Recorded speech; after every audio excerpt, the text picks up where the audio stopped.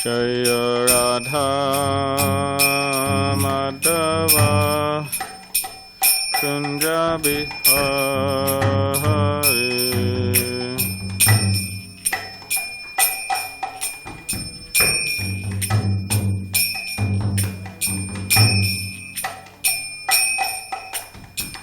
Gopi Janna Vallabha Girivaradari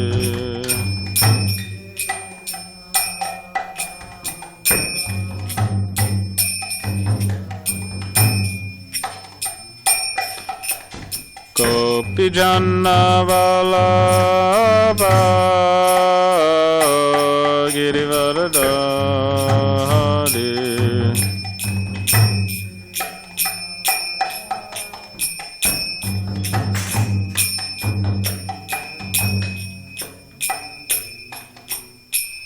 Yashodanandana Prajajana Ranjana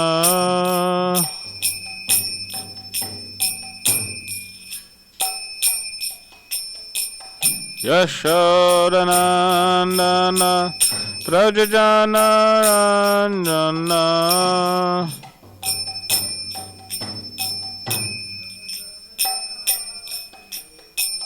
Yamuna Tira Vanachari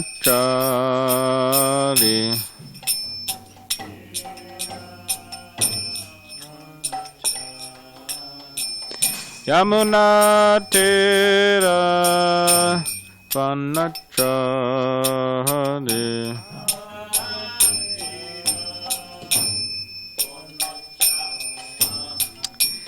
Jaya Radha Madhava Kunja Bihari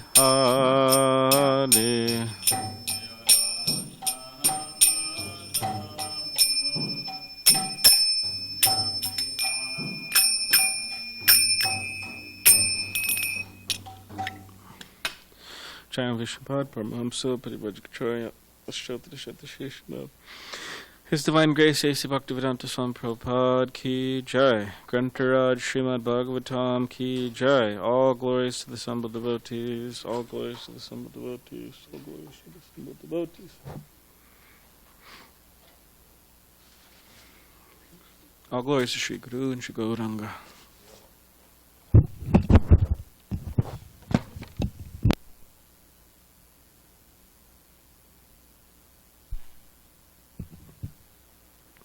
Om Namo Bhagavate Vasudevaya.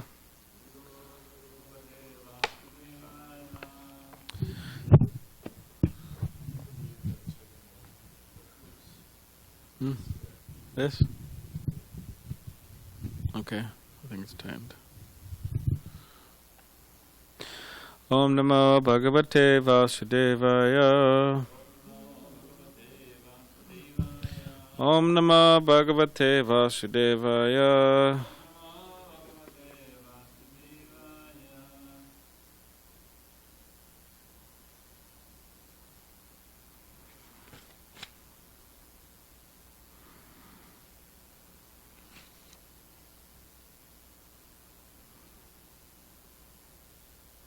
Okay, so fourth canto, creation of the fourth order.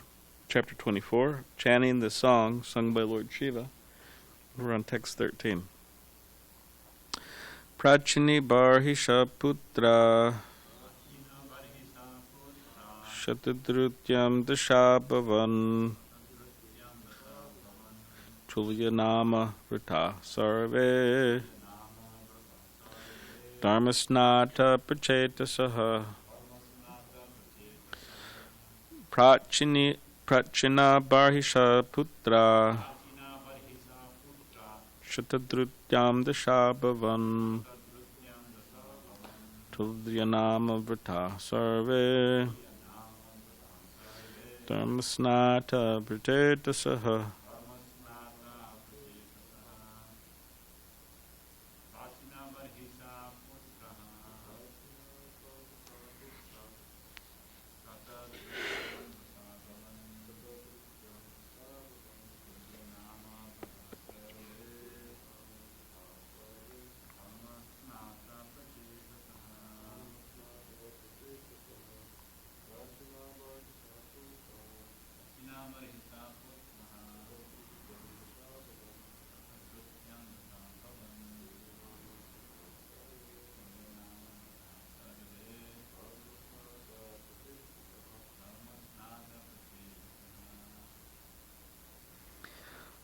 Prachinabarhishaha,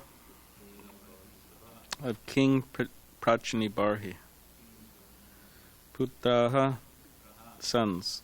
Shatadrutyam, in the womb of Shatadruti. Dasha, 10. Abhavan became manifest. Chulya, equally. Nama, name. Vritaha, vow. Sarve, all. Dharma, religiosity. Snataha, completely merged in. Prachedasaha, all of them being designated as prachetas. Translation. King Prachinibarhi begot 10 children in the womb of Shatadruti. All of them were equally endowed with religiosity, and all of them were known as the prachetas. Purport.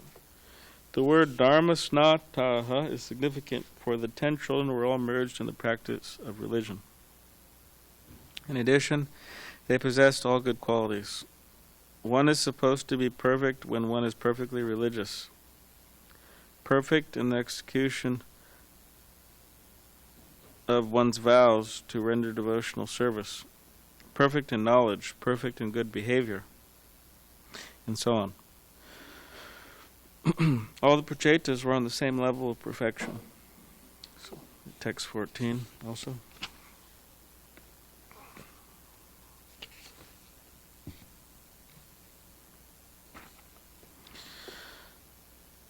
Pitradishta pajasarge tapase nervam avishan dashavarsha sahasrani tapasarcham tapaspitim.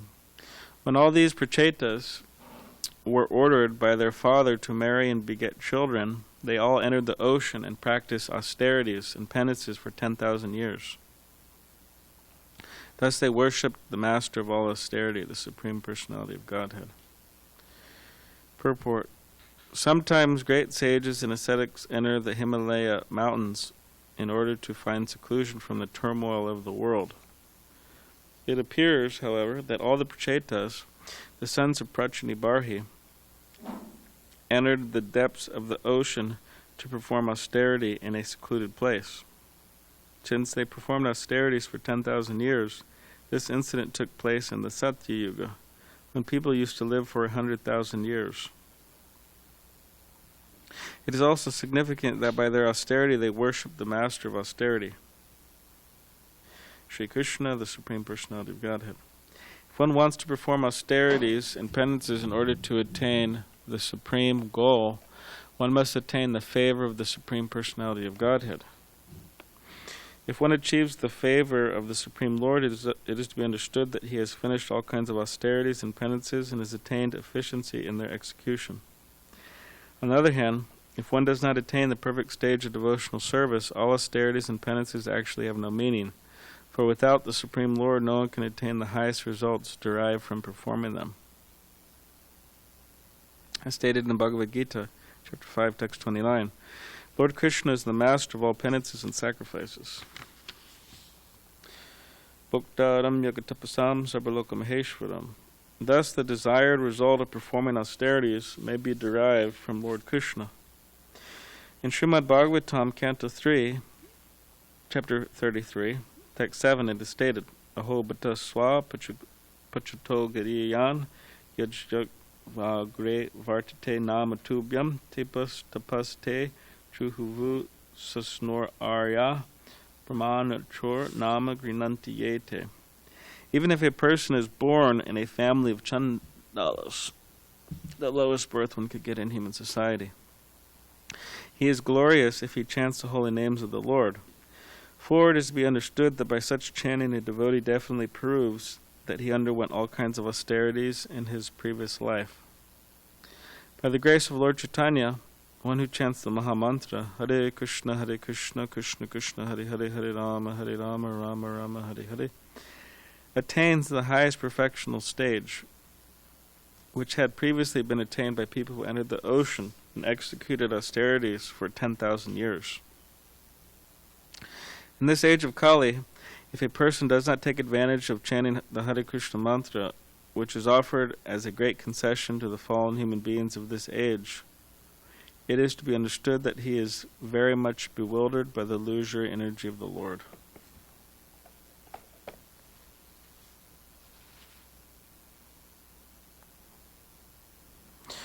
Om Higanitabrandasya Gananjana Shalakaya Chakshudhanam Vitamaya Tasmai Shri Guru Namaha Kam Karitavachalam Pangam Langay Tegirim Yakipatamaham Vande Shri Gurun Digitaranam Vanshalakapadri Pishta Kripasan Devacha Patitanam Pavani Bhyo Vaishnavi Bhyo Namanamha Shri Krishna Chaitanya Prabhu Nityananda Shri Dvaita Gadadhar Shivasari Gaur Bhaktivinoda Hare Krishna Krishna Krishna Hare Hare Hare Rama Rama Rama Hare Hare.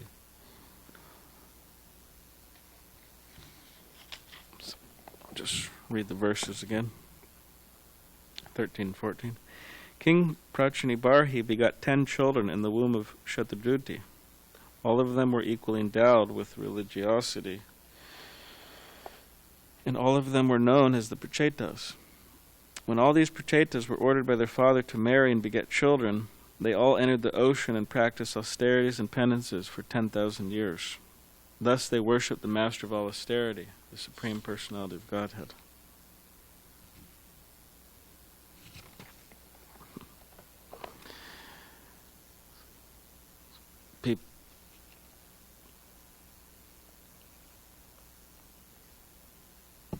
So people may wonder that why are they going to perform all these austerities?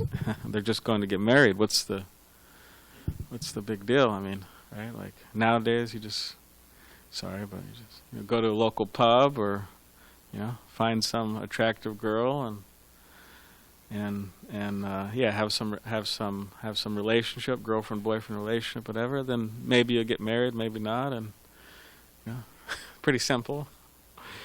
Why? I mean, this is pretty severe. 10,000 years under the ocean, performing austerities. But this is you could say, it's an important point that if anyone wants to do anything that requires one being responsible, one doing something that is say worthwhile or difficult, one should perform austerities before one takes that on that responsibility. And therefore within the Vedic system, the idea is that the young boys they would be trained in the Gurukul for many years. I mean, it's like till age 5 to 25. It's quite some years. And then some of them would stay in the brahmacharya ashram, and some of them would leave. But by then, so many years, decades, you would think that they must have some qualification of controlling their senses, controlling their mind, knowledge, ability to be responsible, and so on, so on, so on. They'd be quite trained. So, and then entering into human society, or the Grihastha ashram, or specifically, family life, then after all that training, then one could actually be a proper householder, and which is very important. It's actually really important, considering that in the past and now, I mean, within our ISKCON, for example, I mean, how many brahmacharis are there, or how many sannyasis are there, in comparison to how many householders there are? I don't know what the percentage is. What would you say the percentage is? Just guessing. Anybody have any ideas? 2% brahmachari and sannyasi. Yeah, probably. And 98% what? Householders, yeah. So if that's gonna, if the householders are gonna comprise most of the society, then it'd be very wonderful if they were all qualified. And I'm not saying they're not. I'm just saying, but by that training, the Vedic system, there's a huge chance of them becoming qualified because of all those years of training. So, and then, they'll be responsible. They'll be Krishna conscious. They'll have a better chance of making their children Krishna conscious. Just like Prabhupada, he was talking with devotees, some of his disciples, and then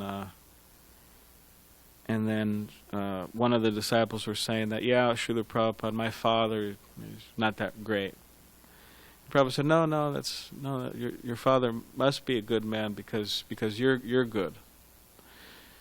So the effect that the parents have on the children is very, you could say, very severe. They have a lot of effect on the children and the parents, the father and the mother. So if the more Krishna conscious they are, the better. And that comes by training. So we see here that, their father wanted them to marry, but first, perform some austerities for 10,000 years. Long time.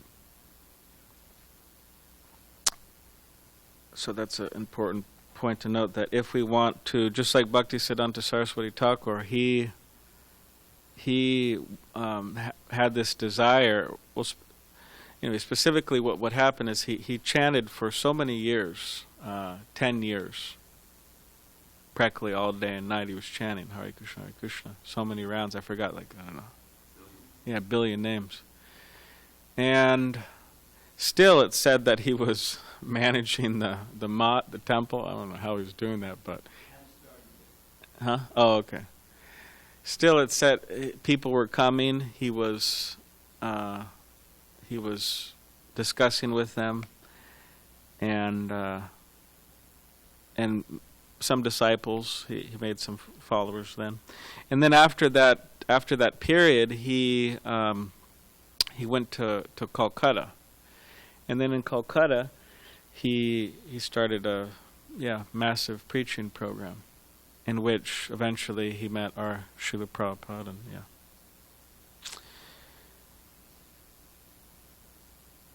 and so we see that within devotees' lives, there's an idea of performing austerities, so one can have the strength, one can have the power to do something great. So this is what's going on with the prachetas.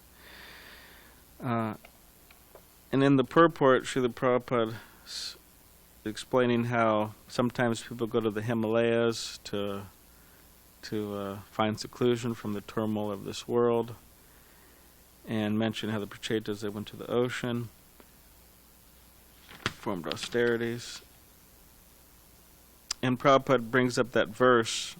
He brings up two verses, Bhaktaram Yugatapasam from the Bhagavad Gita, and also the verse from the Srimadbhagavatam, which is in the section of the teachings of Lord Kapila and how those, even though they're born in low families, chandalas, which are dog eaters, uncultured low families, mlecha families, if they're engaged in the chanting of the holy name, then they're considered to be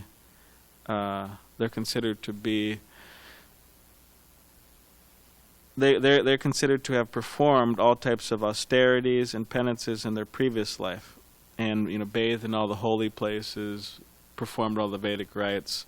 In other words, they've done a lot of pious activity or spiritual activity in their last life to come to the point of being able to take on the chanting seriously in this life.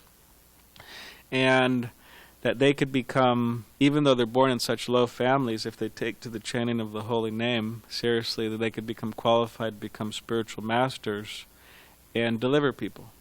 It says that, free people. And in that, when Prabhupada's when he's discussing this in his purport, or commenting on this in his purport, this Aho Bhataswa Pachuto Gariyan from the third canto, he mentions how the chanting of the Hare Krishna mantra has to be done in a particular way. And he mentions that there's the offensive stage, the clearance stage, and the pure stage of chanting, offenseless stage. But also he mentions how one cannot, or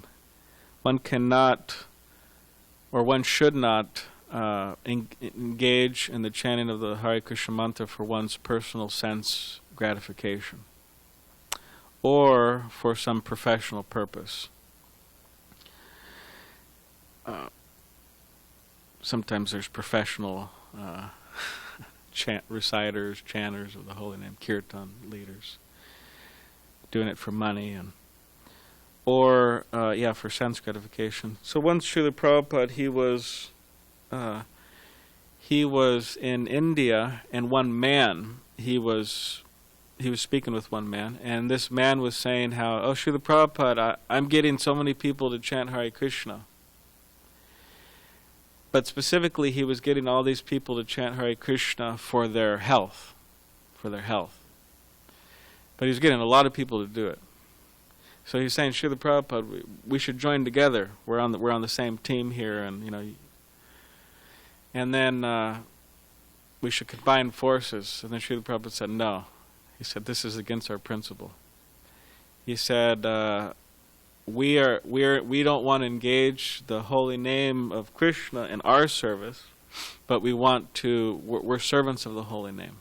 So we want to serve the holy name, not engage in our service. So we can't do that. So he didn't join. So for one's sense gratification.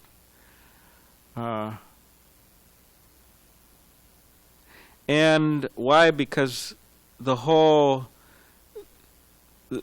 man was thinking he was doing the same thing. He was getting a bunch of people to chant Hare Krishna, but the purpose was different. What was the purpose of them chanting? Well, for their own sense gratification, their own health, bodily health. Versus Srila Prabhupada was getting people to chant so they could develop their loving relationship with Krishna. There's a difference there. So that you could say that the foundation of his understanding, this man's understanding, was just wrong. It was a misconception. But still, he was trying to, you could say, do something good. Although it was, he didn't have a proper foundation. And we see this a lot in the world, that there's a lot of people, and of course some people, they just want to do things because they don't really care, you could say, about, maybe they don't care about saving the earth, but because it's a new fad, it's a hip thing to kind of look like, oh, hey, we care, so therefore we're going to advertise ourselves as such, that yes, we care. Just like, anyways, for example, I don't know why this came in our mail, but anyways, it's a cigarette company. And sometimes people smoke this particular type of cigarette. It's called Natural American Spirit. It's like they think it's, I don't know, more healthy or something. Of course, it says here it's it's organic and this and that. And of course, it says here, or luckily, or you could say, it says Natural American Spirit cigarettes are not safer than any other cigarettes. Sometimes people have this idea it's more healthy or something, not safer. Yeah. Technically it's not healthier, but it kind of looks healthier. Yeah. And it's interesting, they say Earth Day 2020, right?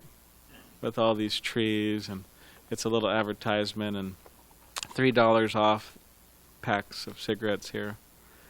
I don't think anybody's interested here, but nobody's interested. But say, oh, thanks for helping the planet, and advertising Earth Day, and great. And then they send a little packet here. Thanks for disposing of your cigarette butts properly. So not just throwing them on the ground. You put them in this pack, and then you put them in the trash.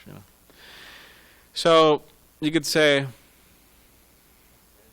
okay, it's kind of something, I guess, on some level, but better just shut down your company. Better just shut down your American spirit company and sell it off, or not just sell it off, just close it, and whatever money you made, I don't know, print and distribute transcendental literature throughout the world, put on, with all that money they made, I don't even know how much money, millions of dollars, billions of dollars. How many Rath Yatras? I mean, they could put on so many Rath Yatras, right? DOVP. So whether people are doing it because they want to look cool or look like great persons, which Krishna mentions that in the Bhagavad Gita, so that's just part of the demonic nature, giving charity because it looks good, or whether they think, all right, well, we have a bad company here, we know it's not really great, so anyways, let us try to do something kind of good, help the world. So, but whatever the case is, it's just the foundation upon which they're doing these things is just wrong. They're lacking understanding. So same with this fellow. It was good people were chanting Hare Krishna, and you could say maybe over prolonged chanting, even if they're chanting for the wrong purposes, they get purified. But best is if in the beginning they're taught what is the purpose of this chanting. So Srila Prabhupada also mentions, discussing this verse about even if you're born in a very low family, you become advanced. He mentions Haridas Thakur. Haridas Thakur was born in of course, Prabhupada, he states it within the purports many times. He was born in a Mohammedan family, Muslim family, and that's considered a low birth. Now, of course, if you're in a local, what are they called? Islam center. Yeah, if you're in a local mosque and they're giving a class, what's the name of the priests who give classes? If the imam's giving class, he'll say, yeah, born in a low family, namely the Hindu families. So depending on where you are, you'll hear different things. But Srila Prabhupada mentions low family, Muslim family, and specifically because it is considered to be low to partake in eating of meat or flesh of animals. It's considered low. That's one of the reasons, main reasons you could say.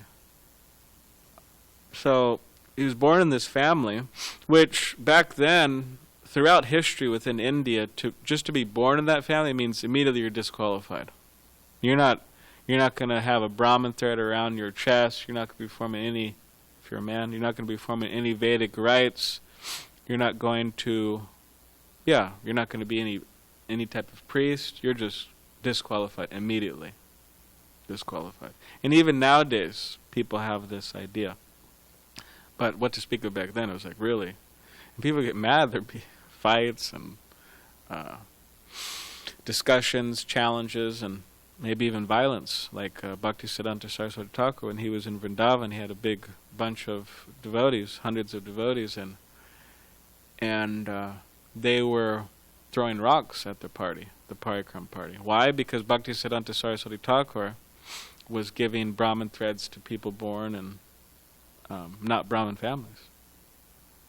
And it says all the temples in Vrindavan, they closed their doors. Everyone besides Radharaman, apparently, closed their doors. And then one of Bhaktisiddhanta Saraswati Thakur's disciples, who was born in a Brahmin family, he went to these different temples and he spoke with them and said, convinced them how Bhaktisiddhanta Saraswati Thakur was actually qualified, and they opened up the temples, apparently. But first it was quite violent.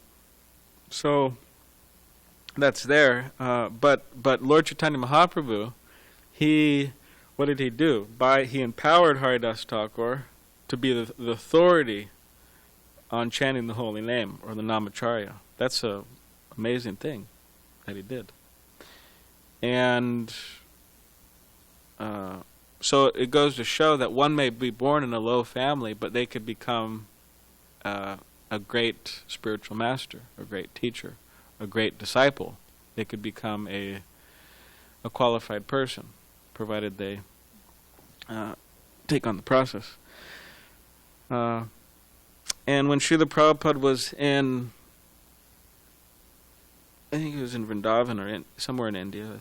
Many devotees say Vrindavan, but two of his disciples went to a local temple. They're taking darshan of the deities, and I mean at that time, we can imagine the devotees who are acting as pujaris in these temples. They've never, all of them have just stayed within India. All that they've seen their whole life are just Indian people. And then they see these Western Americans, right? They're coming in, and they're all dressed in saffron clothes and tilak and head shaved, and it's quite a different scene than what they're used to. So, anyways, they walk in, they're taking darshan of the deities, and the pujari says, "Oh, it's really great that you're doing this, that you're chanting, and that you're engaging in the process of devotional service and all that. And then if you continue like this in your next life, you'll be able to take birth in India, or take Vrindavan, take birth in India somewhere, and you'll be able to engage. You'll become a pujari, and you'll be able to engage in deity worship, like I am, which is implying like I am now." And then the devotees, they didn't know what to say. They said, okay, they just laughed, and they went back, and they told Prabhupada what would happen, and Prabhupada wasn't very happy with what he said, the pujari said, and Prabhupada told the devotees that you should have told the pujari that, oh, it's very great that you're engaging in deity worship and right, taking birth in a Brahmin family, but if you engage like this throughout your life, that in your next life you'll take birth in the West, and then you'll be able to engage in the Sankirtan movement. So, and we see that Prabhupada, he had a lot of faith. He had a lot of faith in his disciples. Actually, he put a lot of faith in them, and you could see that within his purports. He's really, you could say, fighting against this idea that you have to be born as a Brahmin in order to be qualified to be any type of spiritual, to have any spiritual status in life. You have to be born a Brahmin. He's really fighting against that within his purports, and he says that that's actually not the case. That anyone who takes the chanting of the holy name, they must perform so many things in the past. And again, they could become extremely advanced. And he says, but vice versa, but the real story is, Prabhupada says, is that the so-called Brahmins, they need to perform all types of penances and austerities and sacrifices so they could come to the point of purification. And then he also gives an example, interesting example, that just as a judge, he gives the example of a judge. A judge is sitting there, and he's making judgments on persons and their punishment and so on, jail time and this and that, innocent or not. So Prabhupada says the example that means that he went through so much schooling, law school, and now he's sitting in that situation, making judgments. So he said, similarly, one who's chanting the holy names, it means they went through so many things in their past to get to that point. Now, of course, on the other hand, there's cases where devotees, I think it was Madhudvisha Prabhu, he was saying, oh, Prabhupada, it says that we perform so many pious things in our past, but now and therefore we're taking up the chanting. But to be quite honest, I was engaging in sinful activity until the day I met you. So how do we understand that? And then Prabhupada would say on different occasions, he would say, I created your good fortune. So blessings, through my association. So we could say that whatever the case is, if we have some long history of devotional service and we just didn't make it a few times, all right, who knows? Or if we have just started or recently started, whatever the case is, you could say we want to make advances from where we are at present. But one thing is that by the mercy, by the grace, by the good wishes of Prabhupada and his followers, we could actually surpass all of these different things, rites, Vedic, this and that, and we could get a lot of mercy and be qualified to engage in the process of devotional service. And my spiritual master, out of his natural, say humility or whatever, but he says that he looks at his particular ability to stay within Krishna consciousness throughout his life as the mercy of Prabhupada, because Prabhupada, he wrote him a letter after my spiritual master joined the Boston temple. Prabhupada wrote him a letter and said that I marked it in your person when you're in Boston that you were a good soul. So I prayed to Krishna to please help this boy understand the importance of Krishna consciousness. So yeah. So he said I felt that because Prabhupada, so that's how I was able to. And so yeah, that's there too. So yeah, the idea is Prabhupada saying here that yeah, it's Kali Yuga. We don't have to enter the ocean for 10,000 years, luckily. But our concession is we engage in chanting of the holy name of the Lord, and by doing that, we will be able to achieve what all these other personalities achieved in the past by performing all these inconceivable austerities. And you could say we even achieve more by chanting Krishna's name. So, engaging in the process of devotional service. So does anybody have any, yes, Bhajanarayan Swami, comments or questions? Well, hang on a minute. Okay. You know, you mean to tell me you guys, you get up in the morning and you stumble around, you mumble a few mantras, you do a little cooking and this and that, and maybe you go out and sell somebody a book so you can fill your belly. And you mean to tell me that that's the same as the great yogis and ascetics and the people that are just, deep scholars? And come on, you're just glorifying your own team and making excuses for you to stay where you are. Okay. Yeah, I was actually going to mention that earlier about glorifying our own team and making an excuse to stay where you are. I wasn't thinking exactly that same way, but yeah, I was thinking earlier that, but we shouldn't think, oh, okay, great, well, I performed all these Vedic sacrifices and now I'm qualified to engage in the process. So in other words, we shouldn't become, say, too full of ourselves that, yeah, look where I am now. So we have to be careful about that. But in terms of it being just as good or greater than performing all of these austerities and sacrifices and all this, is that, yes, it is, you could say from one angle of vision, definitely more, you could say easier or simpler. And therefore Prabhupada says it's a concession for this age. I mean, we don't live very long, we don't have so much time, and things like that.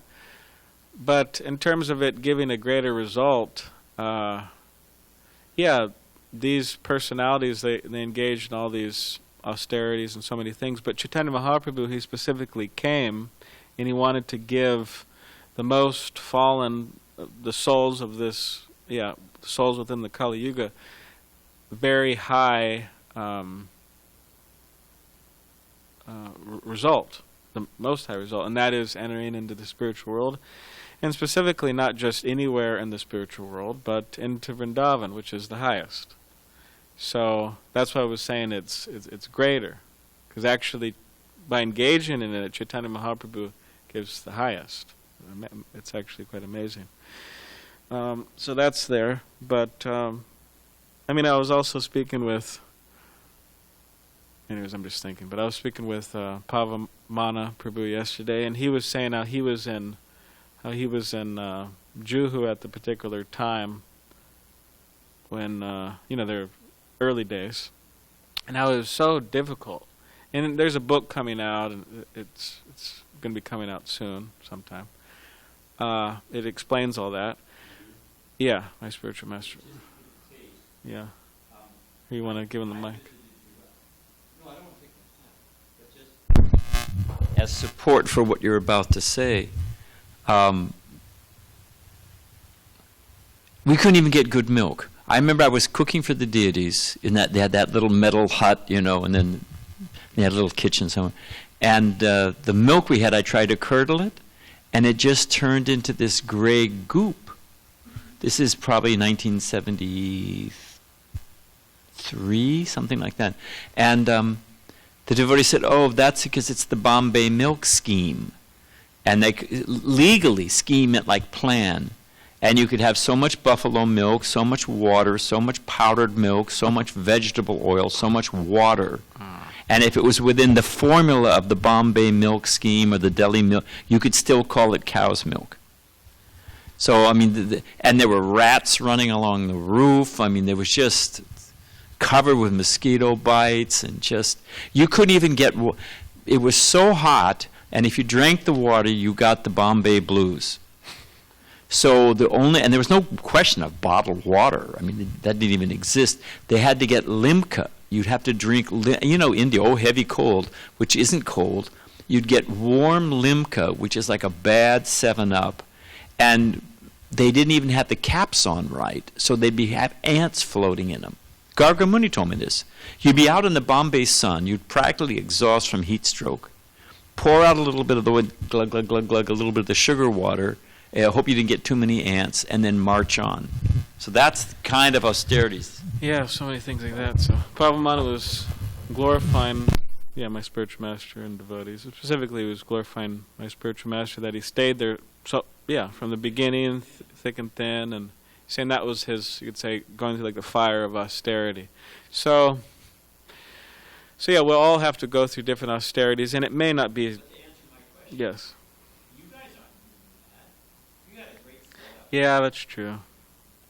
And That's true. somehow you're greater than the yogis. Well, huh? Actually, you gave the answer. Oh yeah. You said where they go. Just like the demigods were amazed. Krishna Maharaj and his wife right past them, Yeah. How did that happen? Yeah. Some said he had a coach on the radiation spiritual. So you gave the right answer. By Mahaprabhu's mercy.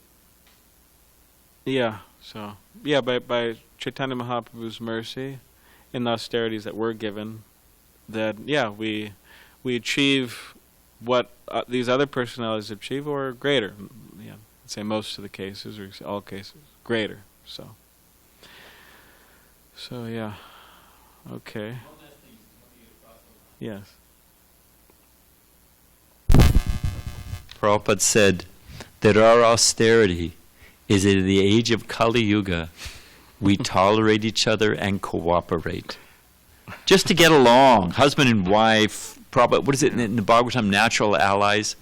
Husband and wife, father and son, brother and brother, they all fight. Everybody fights. So there's always tension. Yeah. And our austerity, in Kali Yuga, here we are. If you were just to cast a net in we probably wouldn't be mixed together materially. Ram would be in India. I would probably be dead from suicide. I mean, who knows where we'd all be? But here we are all together, all different natures. And he's trying to serve Krishna, and after all, we need to push forward the mission. So our austerity is that we all, somehow or other, put aside whatever disagreements there are and work together to serve the mission of Chaitanya Mahaprabhu. That's our austerity. Prabhupada certified that that's our austerity. Yeah. All right. Sounds good. Grantaraj Srimad Bhagavatam ki jai. Srila Prabhupada ki jai.